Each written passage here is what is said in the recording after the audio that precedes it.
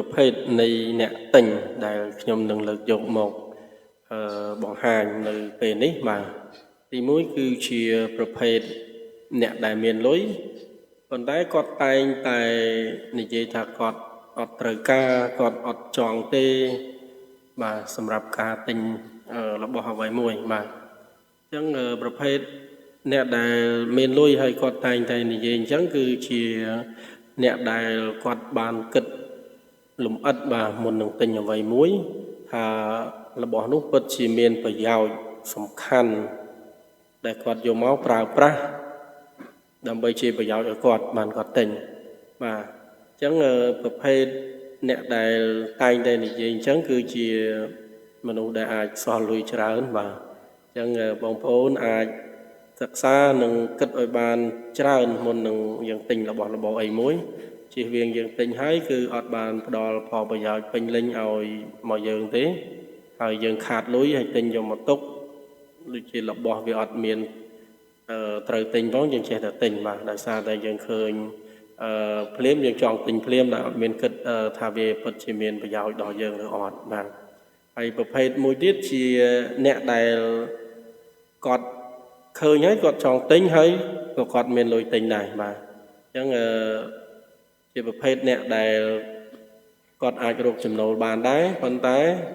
គាត់តែងតែសម្រេចចិត្តលឿនបាទសម្រេចចិត្តលឿនក្នុងការទិញដោយអត់សូវពិចារណាច្រើនស្មុគស្មាញច្រើនទៅលើថាតើរបស់ហ្នឹងគឺពិតជាមានផលប្រយោជន៍ឲ្យគាត់បានច្រើនបានគាត់ទិញទេតែគាត់ចង់ទិញគឺគាត់ទិញហើយបាទអញ្ចឹងជាចំណុចមួយដែលខ្ញុំគិតថា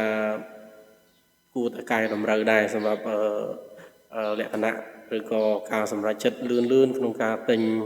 របស់របរហើយអត់បានពិចារណាថារបស់ហ្នឹងពិតជា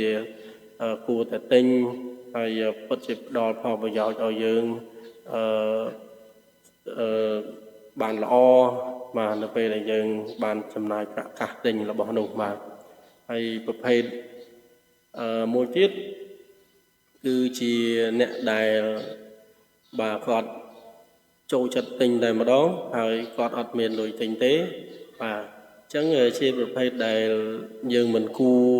យកតម្រាប់តាមទេបាទដែលអ្នកដែលគាត់អត់មានលទ្ធភាពប៉ុន្តែគាត់ចង់តែបានបាទគាត់ចង់តែបានចង់តែទិញឃើញគេទិញគាត់ចង់ទិញដែរហើយចំណូលរបស់គាត់គឺគាត់អត់បានគ្រប់គ្រងត្រឹមត្រូវបាទការប្រាក់កាសហ្នឹងអត់បានគ្រប់គ្រងត្រឹមត្រូវបាទរបស់ខ្លះគឺយើងចង់បានហើយប៉ុន្តែទៅតាមលទ្ធភាពដែរបាទអញ្ចឹងបើលទ្ធភាពយើងអត់មានហើយយើងចេះតែទៅប្រឹងទិញតាមគេហើយយើងអត់មានប្រាក់កាសដើម្បីចំណាយគ្រប់ផងយើងជពាក់គេទៀតបាទធ្វើឲ្យជីវភាពរបស់យើងហ្នឹងគឺកាន់តែពិបាកអញ្ចឹងប្រភេទអ្នកដែលឃើញចង់ទិញហើយអត់មានលុយទិញជពាក់គេនេះគឺនឹងធ្វើអញ្ចឹងរហូតបាទតាំងពីរបស់តូចរហូតដល់របស់ធំគឺតែងតែមានបែបបត់អញ្ចឹងតែម្ដងគឺទិញគាត់ចង់ទិញគឺទិញហើយបាទហើយរត់បងឲ្យគេរួចមិនលក់អារបស់ហ្នឹងទៅទៀតបាទអញ្ចឹងខ្ញុំសូមនិយាយឡើងវិញគឺអេរិយាបថអ្នកទិញគឺមាន3ប្រភេទនេះដែលខ្ញុំចង់បង្ហាញបាទអញ្ចឹងជាទូទៅមានអ្នកដែលល្បីជាច្រើនបាទក្នុងការធ្វើមុខជំនួញគាត់ថាអ្នកដែលមានលុយទិញហើយតែងតែបដិសេធមិនទិញហ្នឹងគឺជាមនុស្សដែលអស្ចារ្យបាទជាមនុស្សដែលអស្ចារ្យហើយគាត់នឹងរីកចម្រើនគាត់នឹងមានអនាគតល្អមានទ្រព្យសម្បត្តិទៅមុខទៀតគឺកាន់តែច្រើនអញ្ចឹងយើងគួរតែរៀនតាមនឹងដែរបងប្អូនបាទគឺកុំងាយនឹងចង់ទិញរបស់អ្វីមួយភ្លាមពេកបាទសិក្សាគិតឲ្យបានលម្អិតមុននឹងយើងសម្រេចចិត្តចាយលុយបាទព្រោះលុយរបស់យើងក៏ពិបាករកហើយរបស់ដែលទិញមកមិនសូវមានប្រយោជន៍យើងគួរតែកុំទិញបាទអរគុណបងប្អូនដែលបានមើលវីដេអូហើយសម្រាប់បងប្អូនដែលចូលចិត្តបាទជួយ like subscribe channel របស់ខ្ញុំបាទផងបាទ